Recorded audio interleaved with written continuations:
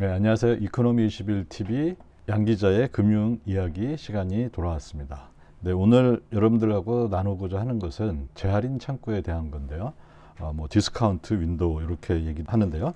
이게 최근에 미국 연준을 통해서 연준의 재할인 창구를 통해서 자금을 공급받은 유동성을 공급받은 일들이 지금 생기고 있습니다. 여기 보시면은 녹색 원 안에 들어가 있는 거 이렇게 재할인 창구액이 많이 늘어나고 있음을 알 수가 있죠. 지난주에 대략 한 100억 달러까지 갔다가 이번 주에 한 60억 달러 정도 수준으로 내려오긴 했는데요. 요게 보면은 과거에 금융위기 직전에 이렇게 한 100억 달러 이렇게 썼던 거 우리가 볼 수가 있죠. 재할인 창구가 쓰여졌다는 것은 그만큼 은행 시스템이 또는 은행들의 유동성이 부족하고 그 유동성을 확보하기 위해서 재할인 창구를 썼고, 이게 과거 사례를 보면은 2008년 금융위기 때는 대략 한 1,100억 달러까지 썼던 적이 있었고요. 그 다음에 2020년 코로나 때는 한 500억 달러 정도까지 재할인 창구를 통해서 자금 조달을 받았던 적이 있습니다. 그래서 이렇게 최근에 요거 늘어나는 걸 보고서 좀 걱정을 하는 분들이 많이 있습니다. 물론 저도 마찬가지고요. 요 차트를 보시면은 여기 오렌지색으로 되어 있는 거는 현재 연준의 지급준비금입니다. 그 지급준비금은 요 오른쪽 축으로 계산 받는데요. 현재 대략 한 3조 달러, 3조 2천억 달러 이 정도 됐고요. 고점인 한 4조 대략 3천억 달러 이 정도에서 한 1조 달러 정도가 현재 전체 은행 시스템의 지급준비금이 감소되어 있는 상태입니다. 이런 상황에서 이 재할인 창구 사용 금액이 늘어나니까 여기 무슨 문제가 있나 이렇게들 많이 걱정하는 것 같아요.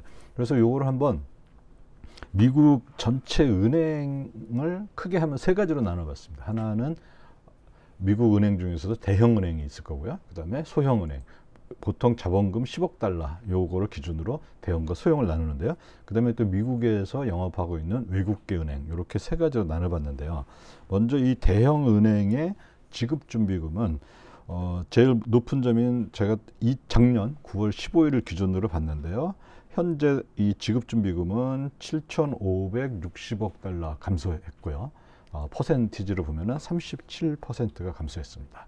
그 다음에 외국계 은행은 재밌는 게 오히려 늘어났어요. 2,110억 달러가 늘어났고 18% 증가를 했습니다. 지급준비금 규모가요. 그 다음에 소형 은행의 경우에는 대형 은행과 마찬가지로 감소를 했습니다. 감소폭은 더 작았어요. 4,550억이지만은 퍼센트를 본다면은 51% 무려 반이 고점대 반이 이렇게 감소한 걸 볼 수가 있습니다. 그만큼 유동성 압박이 소형은행에 집중이 되고 있다. 이런 거 우리가 어느 정도 이렇게 확인할 수가 있겠죠.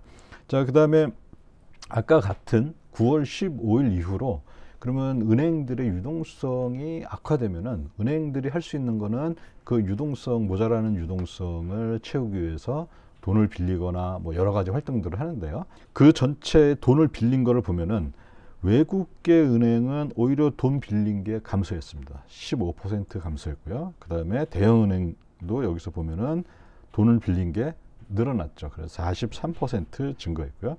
그 다음에 소형은행도 늘어났는데 역시 마찬가지로 그 유동성 압박이 좀 있었던 것 같습니다. 돈을 이렇게 빌리는 걸 보면요. 63%나 증가한 거를 우리가 확인할 수가 있습니다.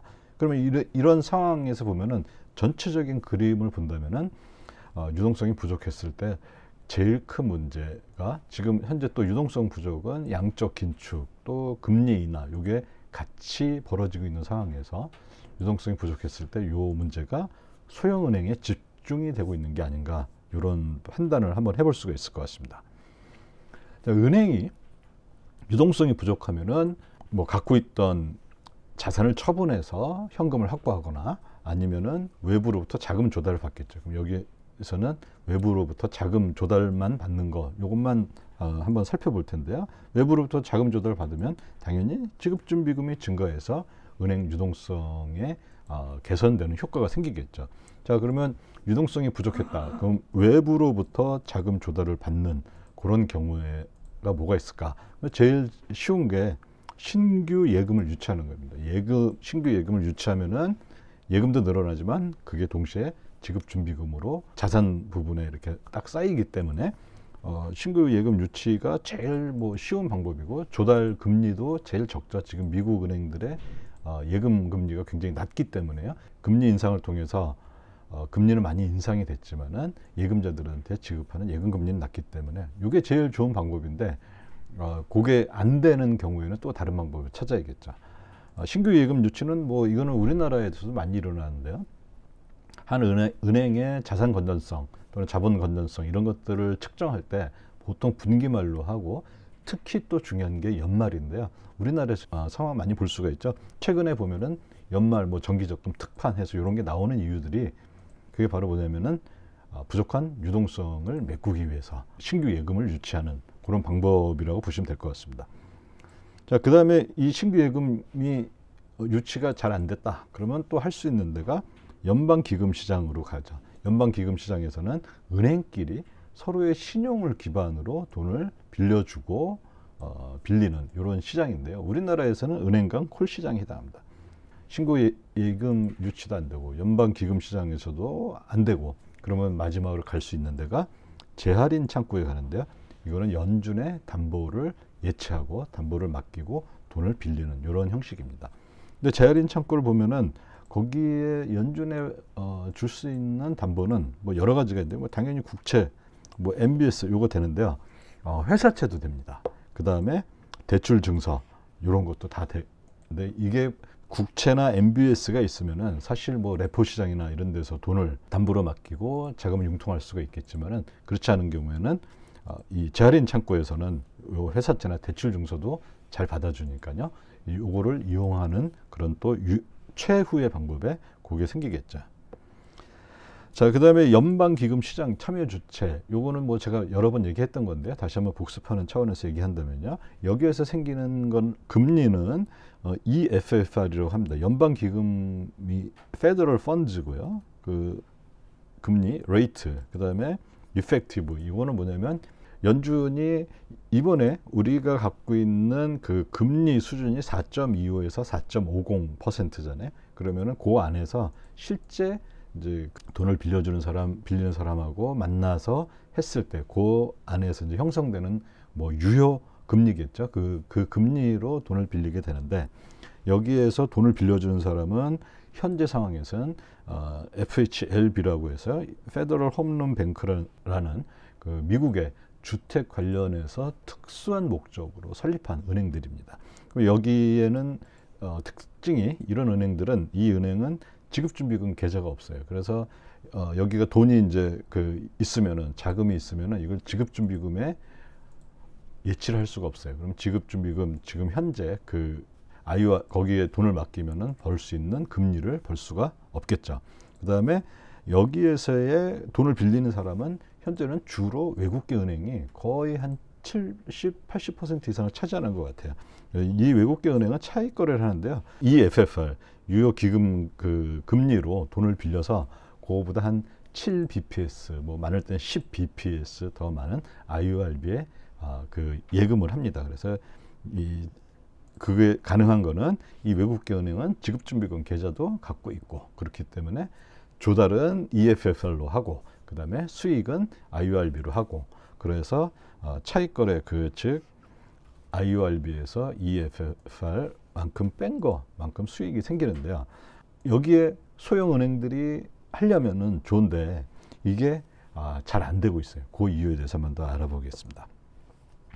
자, 그 다음에 이 재할인 창구라는 것을 보려면은 전체 현재 미국 시장의 단기 금리 구조를 알아야 되는데요.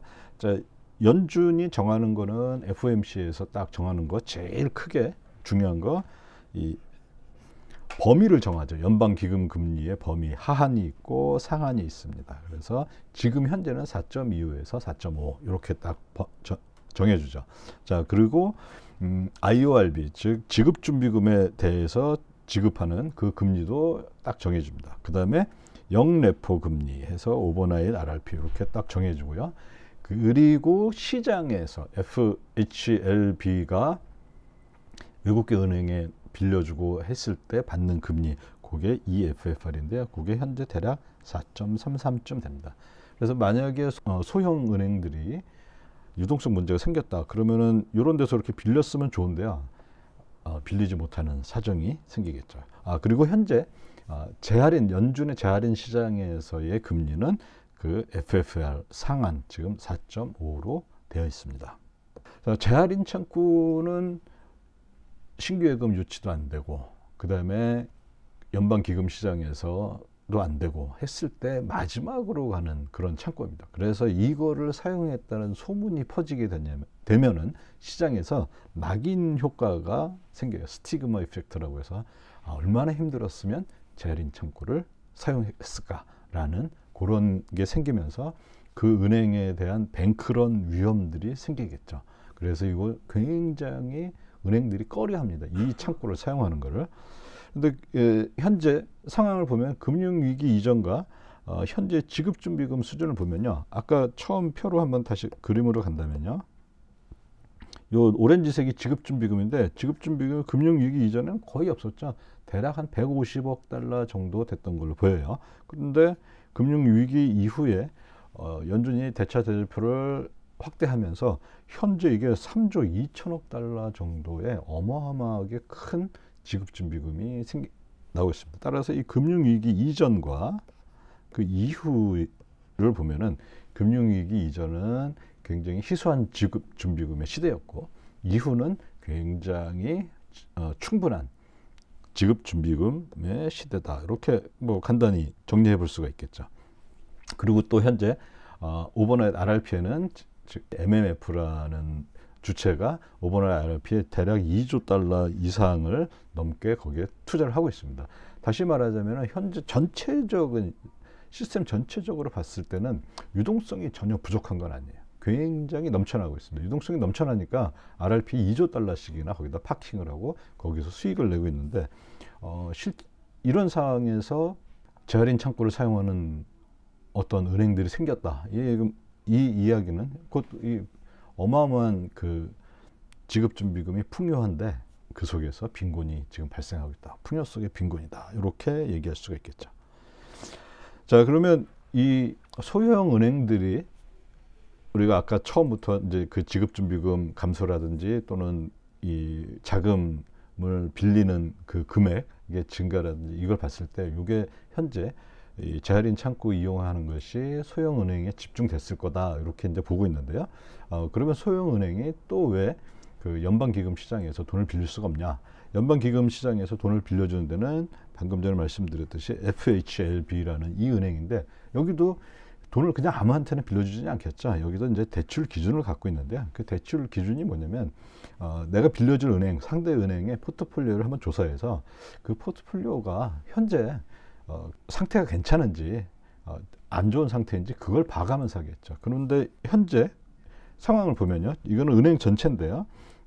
기타 포괄 손익 누계액이라는 게 있는데, 은행이 영업을 하면서 은행이 뭐 국채도 갖고 있고 뭐 MBS도 갖고 있고 뭐 여러 가지 그 자산을 갖고 있는데, 이 자산 금액이 줄어들 수가 있겠죠. 그러면은 손실이, 물론 아직 이거를 처분한 건 아니니까 비실현, 미실현 손익이겠지만요. 현재 그걸 보면은 대략 현재까지 한 7,200달러가 손실이 나고 있는 상태입니다.